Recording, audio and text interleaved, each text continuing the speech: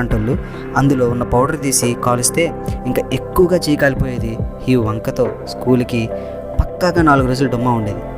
ఇంకా అలా నాగుల చవితి రోజు మిగతా సామాన్లు స్నేక్ రాజా పుట్ట దగ్గర కాల్చేసి అప్పటికీ ఇంకా ఏమన్నా మిగిలి ఉంటే రోజు సాయంత్రం కొద్దిగా కాల్చుకుంటూ ఉండేవాళ్ళం. అప్పట్లో దీపావళి అంటే చెప్పలేని ఆనందం, అంతులేని ఎగ్జైట్మెంట్ ఉండేది. కానీ ఇప్పుడు పొల్యూషన్ అని, సేవ్ ఎన్విరాన్మెంట్ అని భయపడుతూ బాధపడుతూ బాధ్యతతో అలా చేసుకుంటున్నాం. దివాళీ నిజంగా చాలా స్పెషల్. ఎందుకంటే 10th క్లాస్లో హిందీ ఎస్ఏ ఏమన్నా రాయమన్నా సరే మేరా ప్యార్ జోహార్ దివాళీ అనే రాసేవాడిని. Happy Diwali, be safe, pollute less, bye.